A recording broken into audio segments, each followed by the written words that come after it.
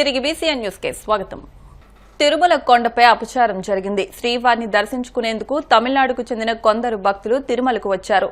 కోడిగుడ్లు, పలావ్తో అలిపిరి నుంచి తిరుమలకు భక్త బృందం చేరుకున్నారు. ఇతర భక్తులు ఈ విషయాన్ని పోలీసులకు ఫిర్యాదు చేయడంతో భక్తుల వద్ద ఉన్న ఆహారాన్ని సీజ్ చేశారు. శనివారం ఎన్టీఆర్ వర్ధంతి సందర్భంగా హైదరాబాద్లోని ఎన్టీఆర్ ఘాట్ వద్ద నందమూరి బాలకృష్ణ, రామకృష్ణ, లక్ష్మీ పార్వతి వేరువేరుగా నివాళులర్పించారు. నటుడిగా, నాయకుడిగా, సీఎంగా ఆయన చేసిన సేవల్ని ఈ సందర్భంగా గుర్తు చేశారు. ₹2 కిలో బియ్యం, మహిళలకు ఆస్తుల సమాన వాటా తదితర సంస్కరణలు తీసుకొచ్చిన మహోన్నత వ్యక్తి ఎన్టీఆర్ అని కొనియాడారు.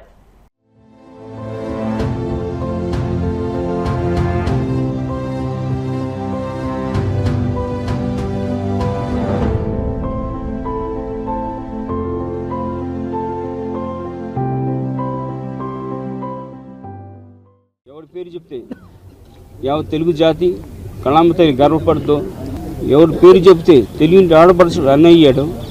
అతను మన అన్న విశ్వవిఖ్యాత నట సార్వభౌముడు పద్మశ్రీ నటరత్న కళప్రభుడు స్వర్గీయ నందమూరి తారక రామారావు గారి 29వ వర్ధంతి. చేతి జయకుడు తెలుగోడా, గతమెంతో ఘనకీర్తి కలవడా అని మన తెలుగు జాతి ఔన్నత్యాన్ని ప్రపంచ నలుమూలలా వ్యాపింప చేసిన ఘనత మన అన్న స్వర్గీయ నందమూరి తారక రామారావు గారు. వారు చలనచిత్ర సీనుగా, ఓ నటుడుగా ఎన్నో చిత్రాలు తీశాడు ఆయన.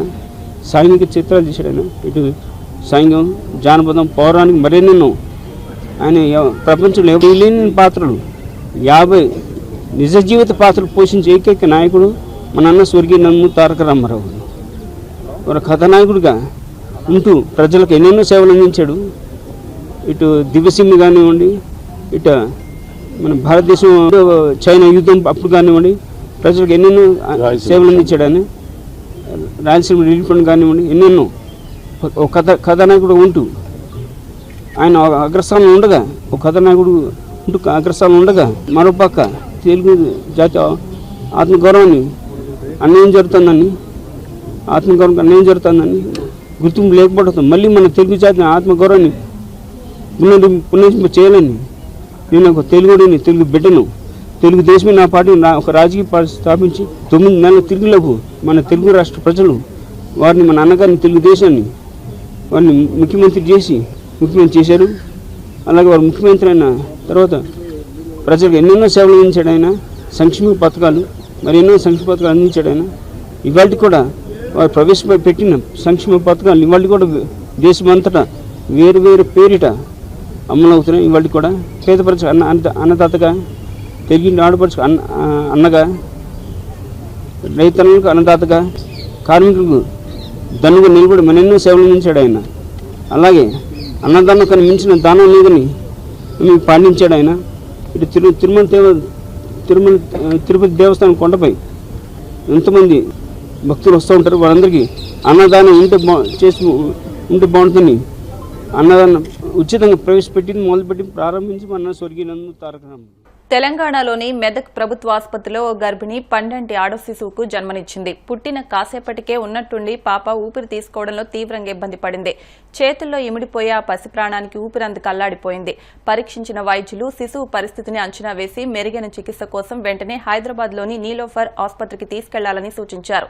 హూటాహూటిన అంబులెన్స్లో హైదరాబాద్కు బయలుదేరగా మార్గ మధ్యలోనే పాప గుండె కొట్టుకోవడం ఆగిపోయింది. పాపను గమనించిన 108 అంబులెన్స్ టెక్నీషియన్ రాసు ముక్కుపచ్చలారిన ఆ శిశువుకు వెంటనే CPR చేశాడు. దీంతో ఆ చిన్ని గుండె మళ్లీ కొట్టుకోవడం ప్రారంభించింది. సరైన సమయంలో సమయస్ఫూర్తితో వ్యవహరించి పాపకు CPR చేసిన టెక్నీషియన్ రాసును వైద్యులు, అధికారులు ప్రత్యేకంగా అభినందించారు. Survey of villages and mapping with improvised technology in village areas పథకం కింద ప్రధాని మోదీ ప్రజలకు ఆస్తి కార్డులను పంపిణీ చేశారు. ఢిల్లీ నుండి వర్చువల్ విధానంలో ఈ కార్యక్రమంలో పాల్గొన్న ఆయన దాదాపు 65 లక్షల మందికి పైగా కార్డులు అందించారు. ఈ పథకం కింద దేశంలోని 10 రాష్ట్రాలు, 2 కేంద్రపాలిత ప్రాంతాల్లోని 230 జిల్లాల్లోని లబ్దిదారులు కార్డులు అందుకున్నారు. గ్రామీణ ప్రజలకు సాధికారత కల్పించేందుకు కేంద్ర ప్రభుత్వం స్వామిత్వ పథకాన్ని ప్రవేశపెట్టిన సంగతి తెలిసిందే. నేడు మొత్తం 50,000 గ్రామాల్లోని లబ్దిదారులకు ఈ పథకం కింద ప్రయోజనం చేకూరింది.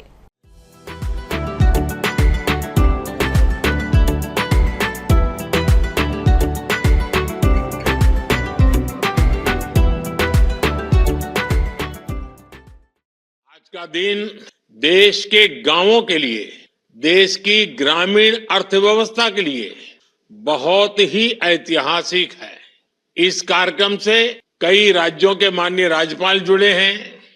ओडिशा, छत्तीसगढ़, मध्य प्रदेश, राजस्थान, यूपी, महाराष्ट्र और गुजरात के मुख्यमंत्री जी भी हमारे साथ जुड़े हैं। जम्मू कश्मीर के लेफ्टिनेंट गवर्नर, लद्दाख के लेफ्टिनेंट गवर्नर वो भी हमारे साथ हैं। केंद्रीय मंत्रिमंडल के मेरे साथी देश के अलग अलग कोने में अलग अलग कार्यक्रमों में मौजूद है। राज्य सरकारों के मंत्रीगण भी हैं, सांसद हैं, विधायकगण हैं, अन्य सभी जनप्रतिनिधि भी मौजूद हैं। हजारों ग्राम पंचायतों से जुड़े सभी साथी, स्वामित्व योजना के लाखों लाभार्थीगण, ये अपने आप में इतना व्यापक और विराट कार्यक्रम है और आपने बड़े उत्साह के साथ आप सब जुड़े हैं। मैं आप सभी का बहुत बहुत अभिनंदन करता हूं। साथियों, 5 साल पहले स्वामित्व योजना शुरू की गई थी ताकि गांव में रहने वालों को उनके घर का कानूनी प्रमाण दिया जा सके। कहीं इनको घरौनी कहते हैं, कहीं अधिकार अभिलेख कहते हैं, कहीं प्रॉपर्टी कार्ड कहते हैं, कहीं मालम पट्टा पत्रक कहते हैं, कहीं आवासीय भूमि पट्टा कहते हैं। अलग अलग राज्यों में नाम अलग अलग है, लेकिन ये स्वामित्व के प्रमाण पत्र ही है। बीते 5 साल में लगभग 1.5 करोड़ लोगों को ये स्वामित्व कार्ड दिए गए हैं। अब आज इस कार्यक्रम में 65 लाख से ज्यादा परिवारों को ये स्वामित्व कार्ड मिले हैं। यानी स्वामित्व योजना के तहत गांव के करीब 2.25 करोड़ लोगों को अपने घर का पक्का कानूनी डॉक्यूमेंट मिला है। मैं इन सभी को बहुत बहुत बधाई देता हूं, अपनी शुभकामनाएं देता हूं। और आज के इस कार्यक्रम के कारण ये जिनके पास अब ये जमीन से जुड़े अपने सरकारी पत्र आ गए हैं, तो वो कैसे इसका लाभ ले सकते हैं, अभी मेरी बातचीत हुई, उसमें से जरूर आपको आइडियाज मिलेंगे। వార్తలు ముగించే ముందు ముఖ్యాంశాలు మరొకసారి. ఎన్డీఆర్ఎఫ్ రైజింగ్ డే వేడుకల కోసం విజయవాడ వచ్చిన కేంద్ర హోంమంత్రి అమిత్ షా ఘన స్వాగతం పలికిన కూటమి నేతలు.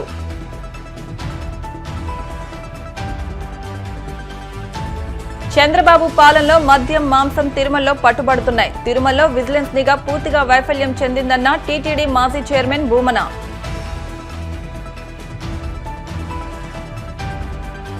వాడపల్లి వెంకన్న ఆలయంలో ప్రత్యేక పూజలు, మంగళ వాయిద్యాల నడుమ శ్రీ స్వామి అమ్మవార్లకు మేల్కొల్పు సేవ, ఐశ్వర్యలక్ష్మి హోమం. స్వామిత్వ పథకం కింద 65 లక్షల కుటుంబాలకు పైగా ఆస్తి కార్డులు వర్చువల్ గా అందించిన ప్రధాని మోదీ. ఈ వార్తలు ఇంతటితో సమాప్తం. మరిన్ని వార్తల కోసం BCN digital YouTube channel, Facebook page ను ఫాలో అవ్వండి. అప్డేట్ వార్తల కోసం ప్లీజ్ సబ్స్క్రైబ్.